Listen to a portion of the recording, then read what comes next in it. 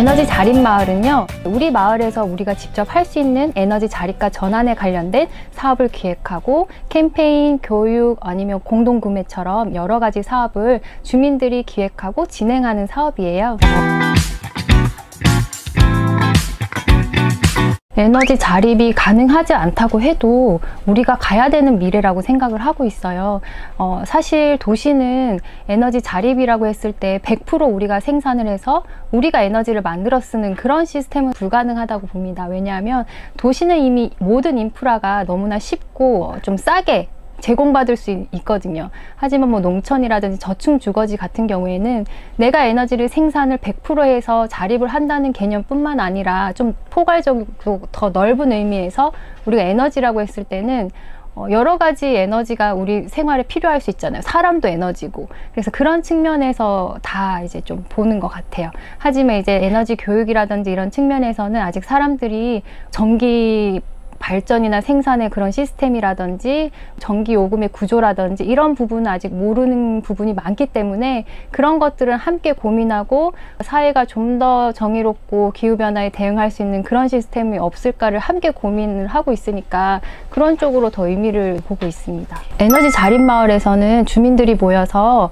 캠페인도 하고요. 주민들이라고 하면 실제로 생활을 하는 사람들이잖아요. 어떤 사회적인 시스템에 영향을 직접적으로 받는 부분도 있고, 그렇기 때문에 태양광 설치를 해가지고 전기 생산에 직접 참여를 한다던가, 뭐 멀티탭이나 텀블러, 장바구니 이런 얘기는 계속 많이 해왔었죠. 절약과 관련된 여러 가지 이제 소모품들을 소비하고 함께 공유하고 여기에 대해 정보를 나누고 이런 것들도 하고요. 제가 주로 했던 것들은 부녀의 할머니들과 강사님들하고 같이 에너지 교육에 많이 집중을 했었어요. 그래서 실제로 내가 한 번도 선생님으로서 교육 현장에 가보지 못했던 할머니들도 어린이집이나 유치원을 방문해서 환경 동화책이라든지 그림 그리기, 아니면 재생에너지는 이래서 우리가 지금 필요로 하는 거야 라는 좀 쉽게 풀어서 일반인이 일반인에게 전달하는 방법도 저는 좋더라고요. 쉽고 좀 와닿게 설명을 해주시더라고요. 그래서 그런 부분에서 좀 저희 자립마을에서는 사업을 여러 가지를 진행을 했었어요.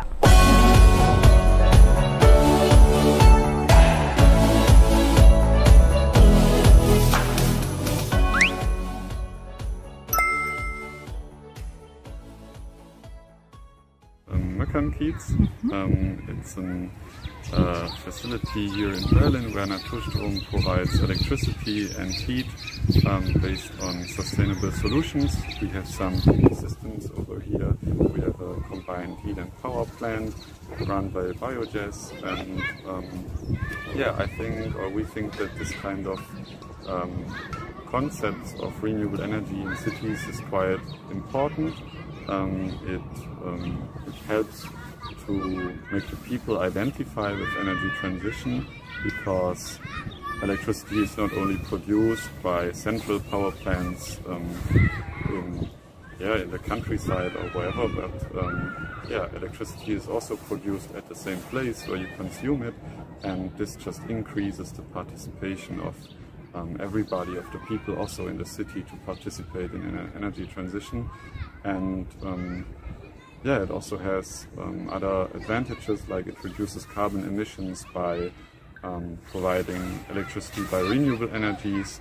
You don't have that much transmission losses because you produce the electricity where you consume it. You don't need to transport it over big transmission lines through the whole country. Ist es auch wirklich so, dass eben kein klassisches Immobilienunternehmen diesen errichtet hat, sondern dass sich da eine Genossenschaft, also eben wieder auch wirklich Bürgerengagement zusammengefunden hat, die dieses Quartier aufgebaut haben und die das bewusst auch von Anfang an mit einem gewissen ökologischen Aspekt aufbauen wollten und eben sich uns dann als Energiepartner dazugeholt haben. Das war dann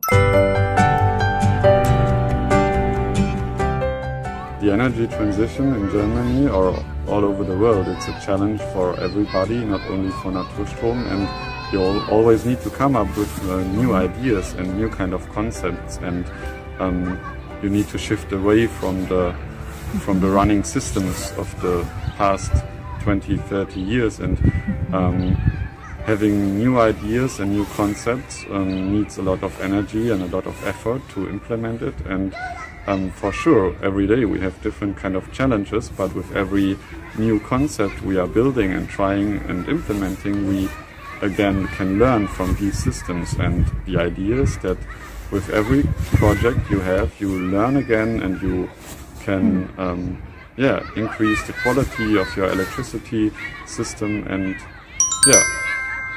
it's a challenge, but we tackle the challenge and are making our best of it.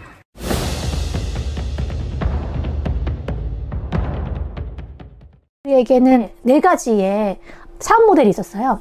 첫 번째 사업 모델은 에너지를 절약하려면 집이 따뜻해야 되거든요. 겨울에는 춥지 않아야 되고 여름에는 덥지 않아야 되고요. 그래야 냉난방 에너지를 줄일 수가 있어요. 그래서 그 집을 진단하는 프로그램을 개발을 했고, 그 집을 진단하는 프로그램으로 에너지 활동가들이 각각의 집집마다 방문해서 그 집의 에너지 성능을 검사하고 진단해주고, 에너지를 줄이려면 어떤 방법을 통해서 에너지를 줄일 수 있는지를 컨설팅 해주는 것까지 하는 게 첫 번째 이제 서비스였고요.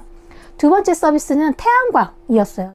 도대체 내가 설치한 태양광이 제대로 유지되고 있는지 잘 모르겠고, 발전량이 충분한지도 잘 모르겠고, 태양광이 빛반사가 된다는데, 태양광을 청소를 해야 된다는데, 이런 식의 약간 불만들도 있는데, 이런 불만들을 아예 역으로 생각을 해서 이거를 서비스를 만들어서 사람들이 누구나 정수기 유지보수 하듯이 코디들이 와가지고 청소를 해주잖아요. 그걸 월결리비를 내고, 그 태양광도 그렇게 만들 수는 없을까? 이런 고민을 하면서 태양광을 유지 관리해주는 서비스 일자리를 만들었고요. 세 번째 서비스 같은 경우는 에너지 교육을 진행하는 곳들이 많고, 에너지 자립마을도 많이 하고, 자치구나 지방정부에서 에너지 전환 활동을 굉장히 많이 하는데, 우리 지역에, 우리 동네에 어떤 에너지 활동이 일어나고 있는지를 주민들이 잘 모르는 거죠. 학교도 마찬가지고. 우리 동네 에너지 시설들, 우리 동네 에너지 현황들, 우리 동네에 뭐 재생에너지 설치 시설이나 뭐 햇빛 양이나 바람의 질 같은 것들을 교육과정으로 만들어서 아이들과 어른들에게 교육을 해보자. 그러면 그런 과정에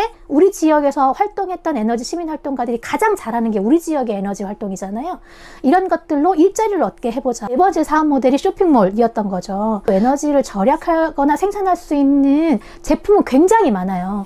굉장히 많은 중소기업들이 새로운 서비스와 새로운 제품들을 개발하고 있고요. 이것들을 한눈에 볼 수 있는 쇼핑몰이 우리나라에는 없는 거죠. 그래서 한눈에 볼 수 있는 쇼핑몰로 구성을 해서 사람들이 매장을 한 바퀴 돌기만 하면 내가 에너지를 어떻게 절약하고 에너지를 어떻게 생산할 수 있는지, 그래서 탄소제로의 삶을 우리가 어떻게 꾸릴 수 있는지 한눈에 보게 하자, 이런 고민이었죠. 패션 쇼핑몰도 가면 한 바퀴 딱 돌면 내가 무슨 옷을 입어야 되는지 다 보이는 거잖아요. 그래서 그런 쇼핑몰을 만들고 싶었어요.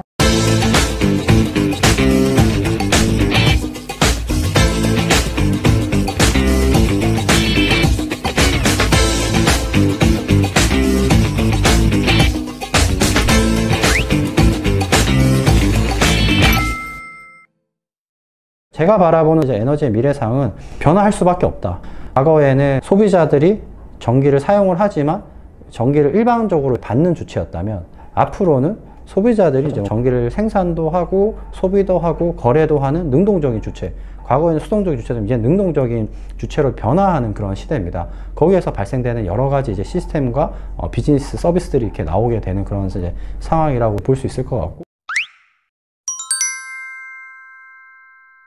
태양광이 점점 늘어났을 때 발생되는 문제점들을 가상발전소라고 하는 기술과 그런 솔루션으로 해결할 수 있도록 저희가 기술도 투자하고 또 서비스도 만들어 나가고 있는 그런 회사입니다.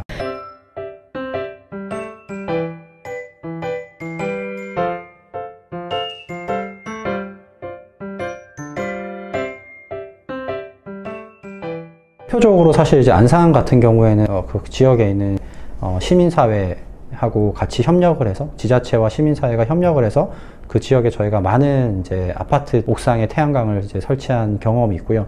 그 과정에서 제가 굉장히 크게 느꼈던 거는, 결국에는 시민들이 움직여줘야 되거든요. 일반 국민들이 움직여주고 시민들이 움직여줘야지, 그렇지 않으면 대규모 프로젝트로 갈 수밖에 없습니다. 대규모로 가고 뭔가 산으로 가고 이렇게 갈 수밖에 없다고 보여지고요. 해외는 그렇지 않거든요. 마을 단위에서 재생에너지를 사업도 같이 진행하시고 또 작게는 내 집부터 시작해서 작게 그렇게 작게 움직이는 게 사실 뭉쳐져서 굉장히 큰 힘을 내는 게 재생에너지고 분산에너지이기 때문에 저는 시민사회나 일반 국민들이 이런 부분에 대해서 조금만 관심, 인식 개선보다는 관심을 가지시면 자연스럽게 이 부분에 대한 인식은 생기실 거라고 생각하고요. 누구나 지금은 다 알지 않습니까? 지금 기후위기라는 표현을 쓰지만 이미 기후가 많이 바뀐 건 이미 다 느끼고 계시니까 이제는 관심을 가질 때가 아닌가.